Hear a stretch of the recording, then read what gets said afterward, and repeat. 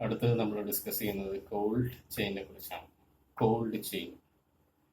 അപ്പം കിൽഡ് വാക്സിനെ കുറിച്ച് അല്ലെങ്കിൽ ലൈവ് വാക്സിനെ കുറിച്ച് പറയുമ്പോൾ ഞാൻ പറഞ്ഞായിരുന്നു, ലൈവ് വാക്സിൻസ് വളരെ ഹീറ്റ് സെൻസിറ്റീവ് ആണ്. കിൽഡ് വാക്സിൻസ് കുറച്ചുകൂടെ സ്റ്റേബിൾ ആണ്. അപ്പോൾ പൊതുവെ വാക്സിൻസ്, അതിപ്പോൾ കിൽഡ് ആയാലും ലൈവ് വാക്സിൻസ് ആയാലും അല്ലെങ്കിൽ ടോക്സോയിഡ്സ് ആണെങ്കിലും ഒരു നിശ്ചിത ടെമ്പറേച്ചറിൻ്റെ അപ്പുറത്തേക്ക്, അതായത് എക്സ്ട്രീം കുറയുകയോ അല്ലെങ്കിൽ ഫ്രീസ് ആവുകയോ അല്ലെങ്കിൽ എക്സ്ട്രീം ഹീറ്റഡ് ആവുകയോ ചെയ്യുകയാണെങ്കിൽ ഇറ്റ് ബിക്കംസ് അൺപൊട്ടൻറ്റ്, അല്ലെങ്കിൽ അതിൻ്റെ പൊട്ടൻസി നഷ്ടപ്പെട്ടു. അപ്പം നമ്മളിപ്പം എത്രത്തോളം ഇമ്മ്യൂണൈസേഷൻ കൊടുത്താലും അത് ശരിയായിട്ടുള്ള രീതിയിൽ ഇമ്മ്യൂണൈസേഷൻ കൊടുത്തില്ലെങ്കിൽ, അതായത് പൊട്ടൻസി ഇല്ലാതെ ഇമ്മ്യൂണൈസേഷൻ കൊടുത്തിട്ട് കാര്യമില്ല. കാരണം ടെമ്പറേച്ചർ വേരിയേഷൻ മൂലം വാക്സിൻസ് ഡാമേജ്ഡ് ആയി പോകാം. അങ്ങനെ ഡാമേജ്ഡ് ആയി പോയ വാക്സിൻസ്, പൊട്ടൻസി ഇല്ലാത്ത വാക്സിൻസ് ഇമ്മ്യൂണൈസേഷൻ കൊടുത്തിട്ട് കാര്യമില്ല, അതുകൊണ്ട് ഒരു എഫക്റ്റും ഉണ്ടാകുന്നു. അപ്പോൾ കോൾഡ് ചെയിൻ എന്ന് പറയുന്നത് സാധാരണ രീതിയിൽ നമ്മളിപ്പം സാധനങ്ങൾ വാങ്ങിക്കും. ഉദാഹരണം, മത്സ്യം വാങ്ങിക്കുമ്പോഴത്തേക്ക് മത്സ്യം പിടിക്കുന്നവർ അത് നശിച്ചു പോകാതിരിക്കാൻ വേണ്ടി ആദ്യം അവർ ഐസിലിടുന്നു. പിന്നീട് അത് വിൽക്കുന്ന സമയത്ത് അല്ലെങ്കിൽ വിൽപ്പനക്കാർ അവരും വിൽക്കുന്ന സമയത്ത് അത് ഐസിലിട്ടാണ് വിൽക്കുന്നത്. പിന്നെ നമ്മൾ പോയി കടയിൽ നിന്ന് വാങ്ങിക്കുന്നു. 2-3 ദിവസം അധികം വിൽക്കുകയാണെങ്കിൽ നമ്മൾ വീട്ടിൽ സൂക്ഷിക്കുകയാണെങ്കിൽ നമ്മൾ റെഫ്രിജറേറ്ററിൽ വെച്ച്. അപ്പോൾ ഇതേ പ്രോസസ്സ് തന്നെയാണ് കോൾഡ് ചെയിനിൽ വാക്സിനേഷന് ഫോളോ ചെയ്യുന്നത്. അതായത് ഒരു ഒപ്റ്റിമൽ ടെമ്പറേച്ചർ മെയിൻറ്റെയിൻ ചെയ്യണം. എവിടെ നിന്നാണ്? From the manufacture to the vaccination site. എവിടെ നിന്നാണോ അത് പ്രൊഡ്യൂസ് ചെയ്യുന്നത്, ഉൽപ്പാദിപ്പിക്കുന്നത്, അവിടെ മുതൽ എവിടാണോ ഇമ്മ്യൂണൈസേഷൻ കുത്തിവയ്പ്പ് ചെയ്യുന്നത് അവിടം വരെ ഒരു കോൺസ്റ്റന്റ് ടെമ്പറേച്ചറിൽ ഈ വാക്സിനെ മെയിൻറ്റെയിൻ ചെയ്യുന്നത്. അതിനാണ് കോൾഡ് ചെയിൻ എന്ന് പറയുന്നത്.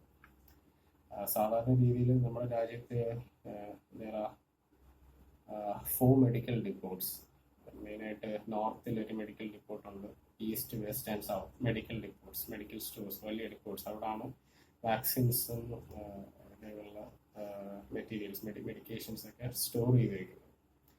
അപ്പം ഇങ്ങനെയുള്ള സ്ഥലത്ത് നിന്ന് വീണ്ടും പെരിഫറി ലെവലിലേക്ക് അല്ലെങ്കിൽ ഉള്ളിലേക്ക്, മേ ബി സ്റ്റേറ്റ് ലെവൽ അല്ലെങ്കിൽ district level, sub district level, ആ പെരിഫറൽ ലെവലിലേക്ക് എത്തിക്കണം ഈ വാക്സിൻസിന്. അപ്പോൾ അങ്ങനെ എത്തിക്കേണ്ട സമയത്ത് അത് സ്റ്റോർ ചെയ്ത് വെച്ചേക്കുന്ന സ്ഥലം ഉണ്ടായിരിക്കും, അല്ലെങ്കിൽ അത് ട്രാൻസ്പോർട്ട് ചെയ്യുന്ന വെഹിക്കിൾസ് ഉണ്ടായിരിക്കും. അപ്പോൾ ഈ ഫെസിലിറ്റീസിലെല്ലാം ഒരു റെഫ്രിജറേഷൻ ഫെസിലിറ്റി ഉണ്ടായിരിക്കണം. ഒരു നിശ്ചിത ടെമ്പറേച്ചറിൽ ഇത് മെയിൻറ്റെയിൻ ചെയ്യാൻ വേണ്ടിയുള്ള റെഫ്രിജറേഷൻ ഫെസിലിറ്റി. അത് ചിലപ്പം ഡീപ്പ് ഫ്രീസിങ് ആയിരിക്കാം, അല്ലെങ്കിൽ ചിലപ്പം ഫ്രീസിങ് അല്ലാത്ത അവസ്ഥയിലായിരിക്കും. പൊതുവെ നോർമൽ ടെമ്പറേച്ചർ, റൂം ടെമ്പറേച്ചറിൽ നിന്ന് വളരെ താഴെയാണ് വാക്സിനേഷൻ ടെമ്പറേച്ചർ മെയിൻറ്റെയിൻ ചെയ്യുന്നത്. Like normally 2 degree Celsius to 8 degree Celsius ആണ്. ഈ അടുത്തത് ഇത് ടെമ്പറേച്ചർ മാത്രമല്ല, ചില വാക്സിൻസ് ടെമ്പറേച്ചർ ഡിപ്പെൻഡൻ്റ് ആയിരിക്കും, ചില വാക്സിൻസ് ലൈറ്റ് സെൻസിറ്റീവ് ആയിരിക്കും, ചിലത് ലൈറ്റ് സെൻസിറ്റീവ്. ഉദാഹരണം, BCG vaccine, measles, moms, rubella vaccine. ഈ വാക്സിൻസ് ഒക്കെ ലൈറ്റ് സെൻസിറ്റീവ് ആണ്. അപ്പം വളരെ ഇൻറ്റൻസീവ് ആയിട്ടുള്ള ആർട്ടിഫിഷ്യൽ ലൈറ്റോ അല്ലെങ്കിൽ സൺലൈറ്റോ ഡയറക്റ്റ് ആയിട്ട് അതിൽ അടിക്കാൻ പാടില്ല. അപ്പം അങ്ങനെയുള്ള വാക്സിൻസ് വരുന്നത് ഡാർക്ക് കളേർഡ് ബോട്ടിൽസിലായിരിക്കും. അപ്പം ലൈറ്റ് സെൻസിറ്റീവ് ആയിട്ടുള്ള വാക്സിൻസ് ഉണ്ട്, ഹീറ്റ് സെൻസിറ്റീവ് ആയിട്ടുള്ള വാക്സിൻസ് ഉണ്ട്. ഹീറ്റ് സെൻസിറ്റീവ് ആയിട്ടുള്ള വാക്സിൻസിൽ ഡീപ്പ് ഫ്രീസിങ് ചെയ്യേണ്ട വാക്സിൻസ് ഉണ്ട്, അതുകൂടാതെ ഡീപ്പ് ഫ്രീസിങ് ചെയ്യാൻ പാടില്ലാത്ത വാക്സിൻസ് ഉണ്ട്.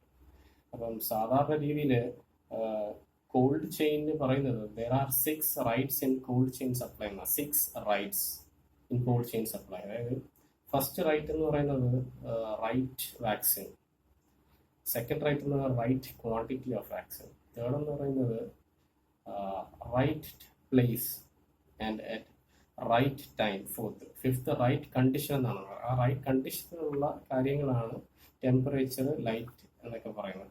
ലാസ്റ്റ് 6th റൈറ്റ് എന്ന് പറയുന്നത് റൈറ്റ് കോസ്റ്റ്. അപ്പം കോൾഡ് ചെയിൻ എന്ന് വെച്ചാൽ പൊതുവെ പറയാൻ it is the temperature which has to be maintained while transporting a vaccine from the site of the manufacturer to the site of the to the place where the immunization is given. അടുത്തത് heat സെൻസിറ്റിവിറ്റിയിൽ അതിനൊരു ഒരു സ്കെയിലുണ്ട്, ഒരു 6 sub groups of scale. അതായത് group A, group B, group C to group F. അതിൽ ഏറ്റവും heat sensitive ആയിട്ടുള്ള വാക്സിൻ എന്ന് പറയുന്നത് ഓറൽ പോളിയോ വാക്സിനാണ്. അപ്പം ഗ്രൂപ്പ് എയിൽ വരുന്നത് ഓറൽ പോളിയോ വാക്സിൻ, ഏറ്റവും ഹീറ്റ് സെൻസിറ്റീവ് ആയിട്ടുള്ളത്. അപ്പോൾ ഓറൽ പോളിയോ വാക്സിൻ നമുക്കറിയാം, അതിൻ്റെ വയലെടുത്ത് നോക്കുകയാണെങ്കിൽ അതിൻ്റെ അകത്തൊരു വാക്സിൻ വയൽ മോണിറ്റർ എന്ന് പറയുന്നൊരു സാധനമാണ്. അതാണ് അതിൻ്റെ ഇൻഡിക്കേറ്റർ. അതിൻ്റെ ടെമ്പറേച്ചർ മാറിപ്പോകുന്നുണ്ടോ എന്ന് ഇൻഡിക്കേറ്റ് ചെയ്യണം. നോർമൽ ടെമ്പറേച്ചറിൽ നിന്ന് മാറിപ്പോകുന്നു, അത് അതിൻ്റെ പൊട്ടൻസ് നഷ്ടപ്പെട്ടു പോകുന്നു, നമ്മൾ ആ വാക്സിൻ വയൽ മോണിറ്ററിൽ നോക്കിയാണ് മനസ്സിലാക്കുന്നത്. സാധാരണ വാക്സിൻ വയൽ മോണിറ്റർ എന്ന് പറയുന്നത് ഒരു സർക്കിൾ ഉണ്ടാകും, ഒരു സർക്കിൾ വിത്ത് ഗ്രേ കളർ. അതിൻ്റെ ഉള്ളിൽ ആ സർക്കിളിൻ്റെ അകത്ത് നടുക്ക് ഒരു റെക്ടാങ്കിൾ വിത്ത് വൈറ്റ് കളർ ഉണ്ടാകും. അതാണ് നോർമൽ ഇൻഡിക്കേറ്റർ.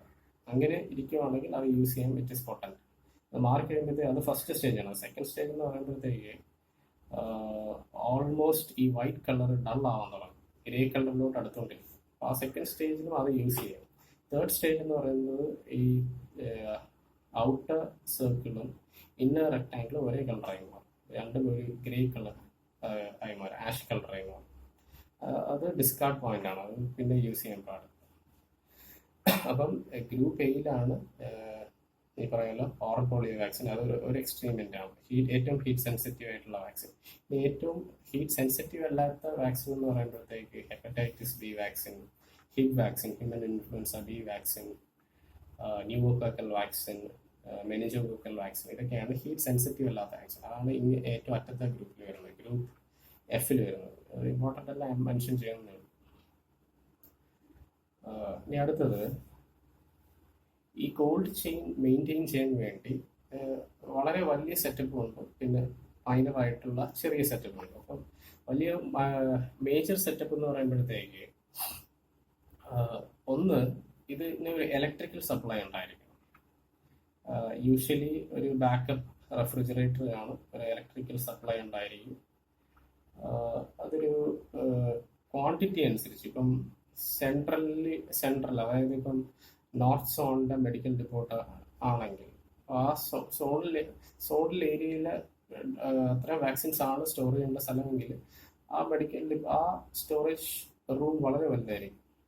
ഇനി അതിൻ്റെ സൈസ് കുറഞ്ഞു വരുന്നതെന്ന് വെച്ചാൽ പെരിഫറയിലോട്ട്, അതായത് ഡിസ്ട്രിക്ട് ലെവലിലോട്ടോ സബ് ഡിസ്ട്രിക്ട് ലെവലിലോട്ടോ പോകുന്നിടത്ത് ഈ സ്റ്റോറേജ് കണ്ടെയ്നേഴ്സിൻ്റെ അല്ലെങ്കിൽ ആ റെഫ്രിജറേറ്റേഴ്സിൻ്റെ സൈസ് കുറഞ്ഞുകൊണ്ടിരിക്കും.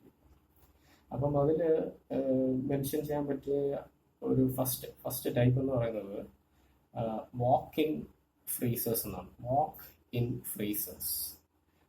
ഫ്രീസേഴ്സ് എന്ന് പറയുമ്പം വലിയ, it is size of a big room.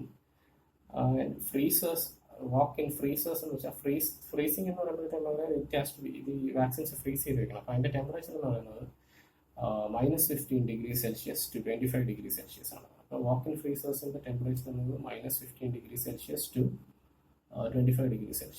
എന്നിട്ട് പൊതുവേ ഞാൻ പറയും ഏറ്റവും heat sensitive oral polio vaccine ആണ്. അപ്പം ഈ ഡീപ് ഫ്രീസിങ്ങിൽ സാധാരണ ഡീപ് ഫ്രീസിങ് ചെയ്യുന്ന ഒരു വാക്സിൻ എന്ന് പറയുന്നത് ഓറൽ പോളിയോ വാക്സിൻ ആണ്. അപ്പോൾ വാക്ക് ഇൻ ഫ്രീസേഴ്സിൽ അവർ ഈ സാധാരണ സൂക്ഷിച്ചിരിക്കുന്നത് ഓറൽ പോളിയോ വാക്സിനാണ്. അതുകൂടാതെ ബാഗ്സ്, ഈ വാട്ടർ എന്താ പറയുക, ഐസ് പാക്സ് ഫ്രീസ് ചെയ്യാനും ഇത് ഈ വാക്ക് ഇൻ ഫ്രീസേഴ്സ് യൂസ് ചെയ്യും. എപ്പോഴും ഇങ്ങനെയുള്ള ഫെസിലിറ്റിക്ക് ഒരു ബാക്കപ്പ് എന്താ പറയുക ജനറേറ്റർ സപ്ലൈ ഉണ്ടായിരിക്കും. കാരണം പവർ സപ്ലൈ കട്ടായി പോവുകയാണെങ്കിൽ ടെമ്പറേച്ചർ മെയിൻറ്റെയിൻ ചെയ്യാൻ വേണ്ടി ഒരു ബാക്കപ്പ് എപ്പോഴും ഉണ്ടായിരിക്കണം. സെക്കൻഡ് എന്ന് പറയുന്നത് വാക്ക് ഇൻ കൂളേഴ്സ്. അപ്പം കൂളേഴ്സ് എന്ന് പറയുന്നത് മെൻഷൻ ചെയ്യുമ്പോഴത്തേക്ക് ടെമ്പറേച്ചർ കുറച്ചുകൂടെ ഉയരാം. അതായത് സാധാരണ രീതിയിൽ വാക്ക് ഇൻ കൂളേഴ്സിൻ്റെ ടെമ്പറേച്ചർ എന്ന് പറയുന്നത് 2°C to 8°C. ബാക്കി ഡീപ് ഫ്രീസിങ് ചെയ്യാത്ത മറ്റുള്ള വാക്സിൻസ് എല്ലാം ഇങ്ങനെയുള്ള വാക്ക് ഇൻ ഫ്രീസേഴ്സിലാണ് വയ്ക്കുന്നത്. അപ്പം ഓൾമോസ്റ്റ് സെയിം. ഇങ്ങനെയുള്ള ഫെസിലിറ്റീസ് ദേ ആർ ഇൻസുലേറ്റഡ് വിത്ത് പോളിയൂറിത്തേൻ എന്ന് പറയുന്ന ഒരു കോട്ടിങ് യൂസ് ചെയ്യുന്നതാണ് ഇതിന്റെ എന്താ പറയാ അതിന്റെ ബൗണ്ടറീസ് ഇൻസുലേറ്റ് ചെയ്ത് വെച്ചേക്കുന്നത്. ഇതിന്റെ ഹീറ്റ് അല്ലെങ്കിൽ എന്താ പറയുക ആ നോർമൽ ടെമ്പറേച്ചർ മെയിൻറ്റെയിൻ ചെയ്ത് ഇൻസുലേറ്റ് ചെയ്ത് വെച്ചേക്കാൻ വേണ്ടി യൂസ് ചെയ്യുന്ന ബൗണ്ടറി കോട്ടിങ്സ് ആണ് പോളിയൂറിത്തേൻ. ഇത് രണ്ടും വാക്ക് ഇൻ കൂളേഴ്സ് ആയാലും വാക്ക് ഇൻ ഫ്രീസേഴ്സ് ആയാലും. ടെമ്പറേച്ചർ ഡിഫറൻസ് ഉണ്ട്. വാക്ക് ഇൻ കൂളേഴ്സിന് 2 degree Celsius to 8 degree Celsius ആണ്. വാക്ക് ഇൻ ഫ്രീസേഴ്സിന് -15 degree Celsius to 25 degree Celsius ആണ്. ഇത് കൂടാതെ ഇങ്ങനെയുള്ള സെറ്റപ്പിന് ദേ വിൽ ബി ഹാവിങ് എന്താ പറയുക ഒരു ടെമ്പറേച്ചർ മോണിറ്റർ ചെയ്യാൻ വേണ്ടി they will be having a digital setup. ഇത് ടെമ്പറേച്ചർ ഇതിലാണ് എന്ന് കാണാൻ വേണ്ടി, റീഡ് ചെയ്യാൻ, റെക്കോർഡ് ചെയ്യാൻ വേണ്ടി. എന്നിട്ട് ടൈം അനുസരിച്ച് ടെമ്പറേച്ചർ മാറുന്നതനുസരിച്ച് അത് ഇത് will be having a memory. Plus temperature എക്സ്ട്രീമായി പോവുകയാണെങ്കിൽ, അതായത് നോർമൽ ലിമിറ്റിൽ നിന്ന് വെളി പോവുകയാണെങ്കിൽ they will be having an alarm system. Alert ചെയ്യാൻ വേണ്ടി ഒരു അലാറം സിസ്റ്റം കാണും. അതാണ് ഡീപ്പിൻ്റെ walk in freezers and walk in coolers എന്ന് പറയും.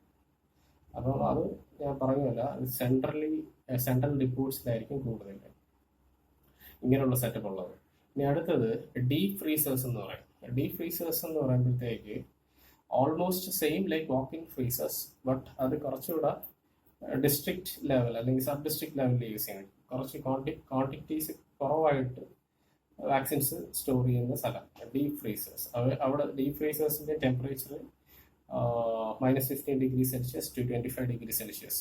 ഡീപ് ഫ്രീസേഴ്സ് സാധാരണ നമ്മുടെ എന്താ പറയുക അത് ഫങ്ഷൻ ചെയ്യുന്നത് വെച്ചാൽ 220 വാട്ട്സിലാണ്. അതായത് വീടുകളിൽ നമുക്ക് കിട്ടുന്ന പവർ എന്ന് പറയുന്നത് 220 വാട്ട്സ് ആണ്. ആ സെയിം പവറിൽ ഫങ്ഷൻ ചെയ്യുന്നത് 220 വാട്ട്സ് ഓൾട്ടർനേറ്റിംഗ് കറണ്ടിലാണ് ഡീപ് ഫ്രീസേഴ്സ് വർക്ക് ചെയ്യുന്നത്. At district level, sub district level etcetera. ഇനി അത് കൂടാതെ വളരെ ഇമ്പോർട്ടൻ്റ് ആയിട്ടുള്ളൊരു ഫ്രീസിങ് എക്യുപ്മെൻ്റ് ആണ് ഐസ് ലൈൻഡ് റെഫ്രിജറേറ്റേഴ്സ്. ILR എന്ന് പറയും, ഐസ്ഡ് ലൈൻഡ് റെഫ്രിജറേറ്റേഴ്സ്. അപ്പം ഈ ഐസ് ലൈൻഡ് റെഫ്രിജറേറ്റേഴ്സിന്റെ പ്രത്യേകത എന്ന് പറയുമ്പോഴത്തേക്ക് അത് ടോപ്പ് ഓപ്പണിംഗ് മെക്കാനിസം ആണ്. അതായത് നമ്മൾ സാധാരണ കടകളിൽ കാണാറില്ലേ ഫ്രീസേഴ്സ്, ഐസ്ക്രീംസ് അല്ലെങ്കിൽ പൗൾട്രി മീറ്റ്സ് ഒക്കെ സൂക്ഷിക്കുന്ന ആ ഫ്രീസേഴ്സ് മോൾ വഴിയാണ് തുറക്കുന്നത്.